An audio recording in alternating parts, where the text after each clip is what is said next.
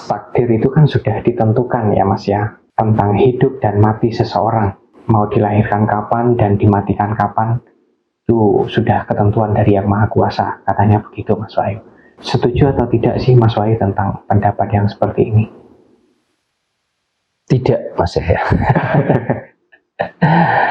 Ya, memang ada banyak persepsi tentang takdir ini ya Mas ya, yang seolah-olah semua yang kita jalani di dalam kehidupan ini seolah-olah itu sudah ditentukan begitu.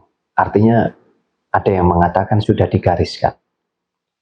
Kita mau hidup, mau mati, kita mau bisa makan atau tidak, kita bahagia atau menderita misalkan. Seolah-olah itu semua sudah ada garisnya begitu. Artinya sudah ditentukan, sudah disuratkan oleh Yang Maha Kuasa begitu. Nah, Yang Maha Kuasa ini yang mana kira-kira?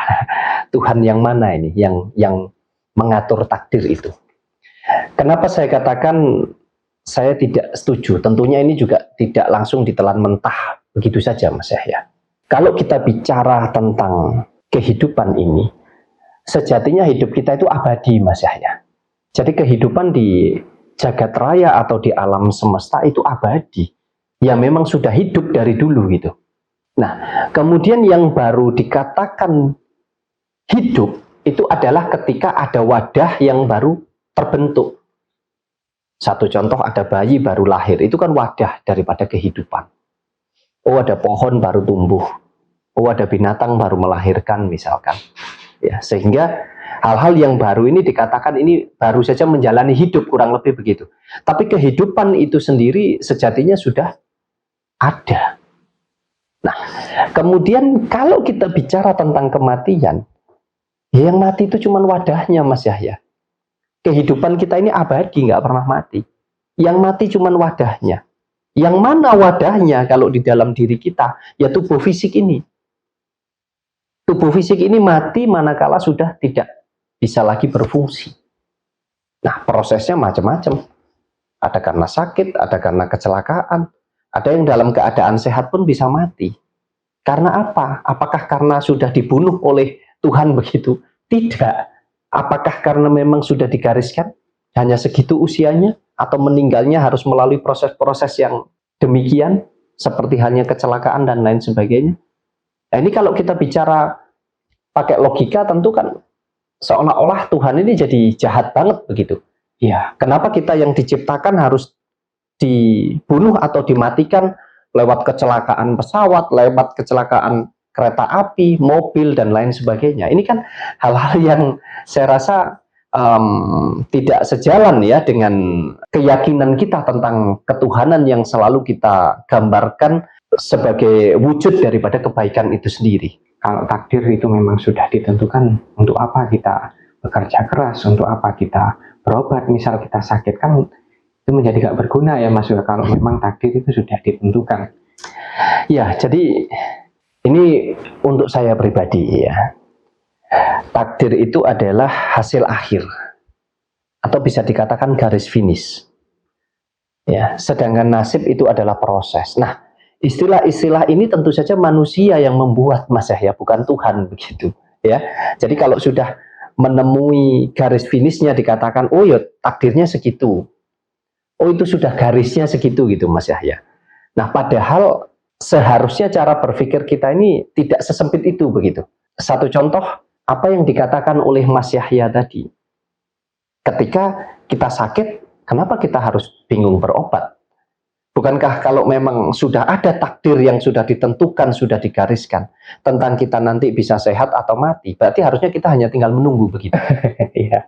Tapi pasti nanti akan dibantah oleh orang-orang bahwa tidak seperti itu, kita harus berusaha, kita harus berupaya bagaimana caranya supaya kita bisa sehat begitu. Ya, katanya sudah ketentuan. Nah, tapi dalam situasi dan kondisi tertentu, orang akan mengatakan bahwa ketika dia merasa lemah, dia akan mengatakan, ya ini sudah takdirnya begitu.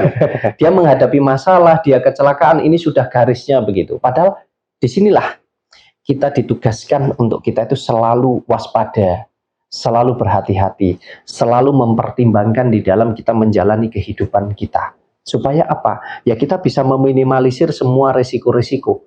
kita bisa meminimalisir semua masalah-masalah yang bisa saja terjadi di dalam hidup kita.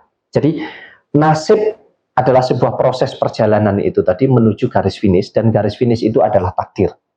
Nah, itu yang kita harus bedah lebih dalam, lebih luas, supaya kita paham memaknai nasib itu sebagai apa dan takdir sebagai apa, sehingga kita betul-betul bisa menjalani hidup ini sesuai gitu loh Mas Yahya, sesuai dengan langkah kehidupan yang memang ya harus kita jalani. Bahkan hal yang buruk sekalipun ya bisa jadi itu adalah langkah awal untuk kita menemui atau kita mendapatkan dan menerima hal-hal yang jauh lebih baik.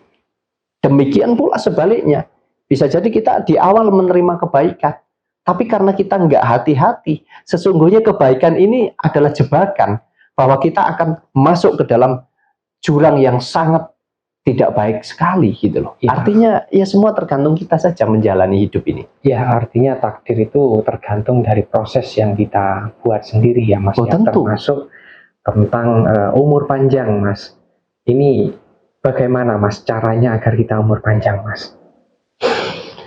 Bagaimana caranya agar kita umur panjang? Mungkin setiap orang mempunyai cara yang berbeda-beda Mas Yahya ya.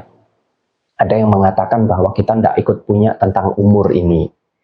Artinya tentang kehidupan ini kita itu tidak ikut punya. Kehidupan kita itu adalah milik daripada Sang Pencipta, atau milik daripada yang memiliki sumber kehidupan itu sendiri.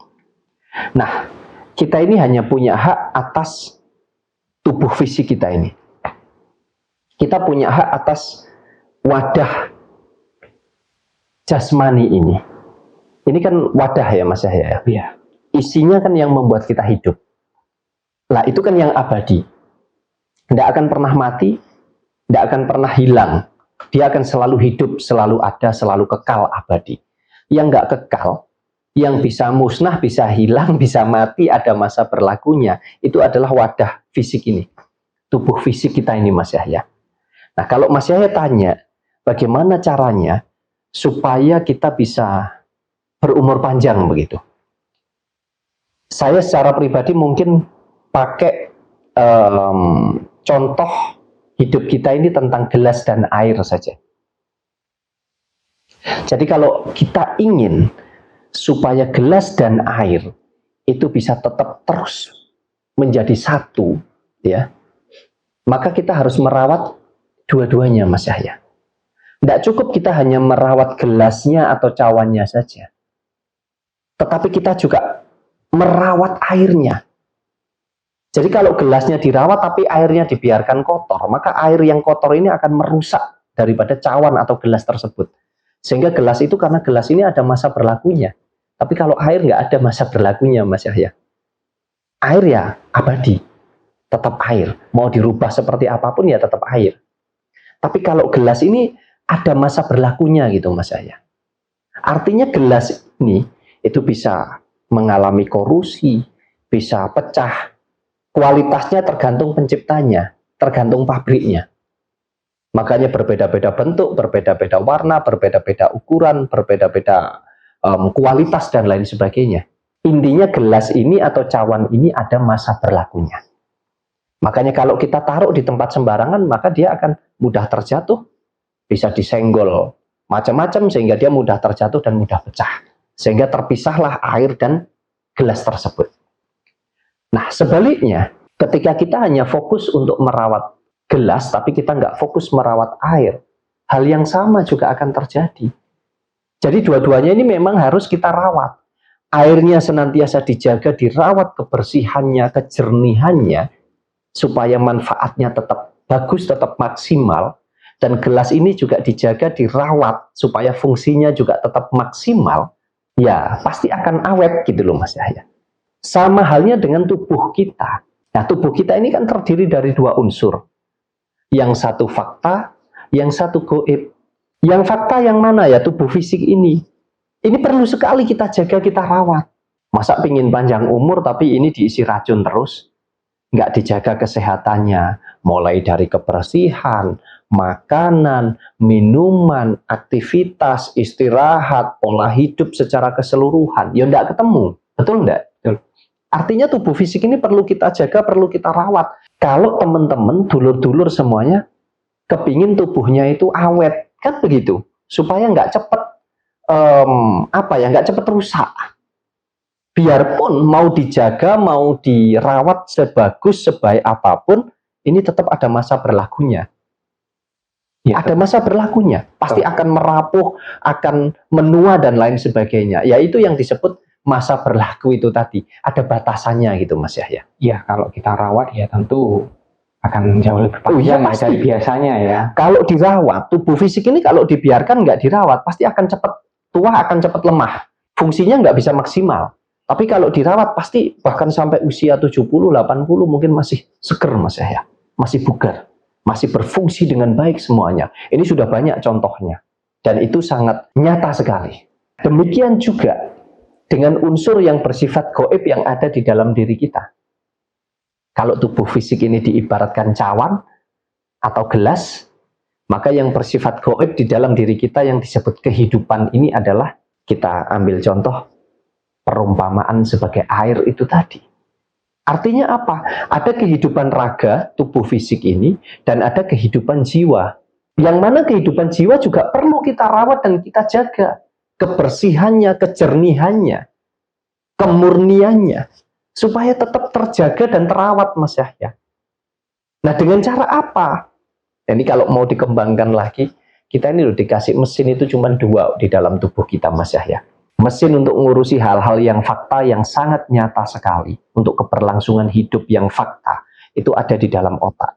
Jadi sejauh mana kita bisa memfungsikan, kita bisa menjaga, merawat otak kita, menjalankannya, menggunakannya dengan maksimal, dengan baik, maka kehidupan kita yang fakta ini juga akan terjalani dengan baik. Tetapi manakala otak ini tidak kita fungsikan dengan maksimal sebagaimana mestinya, ya niscaya kehidupan ini juga tidak akan bisa maksimal gitu loh Mas. Nah, kemudian yang satunya lagi apa? Untuk menghidupkan yang gaib itu tadi, batiniah kita. Sering kita menyebut secara sederhana itu hati. Bagaimana kita mampu menjaga hati kita atau batiniah kita? Nah, inilah yang kita harus pahami supaya jiwa kita juga terawat, raga kita juga terawat. Makanya ada kesehatan jiwa, ada juga kesehatan raga. Ada orang dalam gangguan jiwa, iya enggak? Ya. Ada orang juga yang terganggu kesehatan raganya. Nah ini 2 hal yang harus kita pelajari. Jadi secara sederhana, kalau kita ingin supaya umur kita panjang, atau sumber daripada kehidupan ini tetap berada di tempat kita, ya minimal kita jaga dan kita rawat kehidupan kita dua-duanya. Baik kehidupan jiwa maupun kehidupan raganya. Kita jaga, kita rawat dengan baik, dengan benar, ya niscaya ini akan terus berfungsi dengan baik. Tapi lepas dari itu semua, karena kita ini hidup di alam semesta, kita tidak hidup sendiri, ya Mas Yahya ya, yang mana, mohon maaf ini, ya, kita belajar dari daun saja di pohon itu, tidak selalu daun yang kering itu yang terjatuh.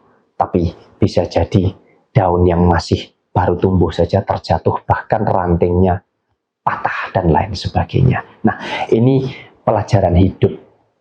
Di situ tujuannya untuk apa? Mengingatkan kita supaya kita ini selalu hati-hati, selalu waspada, selalu mau menjaga dan selalu mau merawat kehidupan ini. Karena apa? Kehidupannya kita tidak ikut punya. Kita hanya punya hak atas wadah daripada kehidupan itu sendiri, yaitu tubuh fisik ini. Makanya kita jaga, kita rawat. Dua-duanya ya niscaya akan berumur panjang Mas Yahya.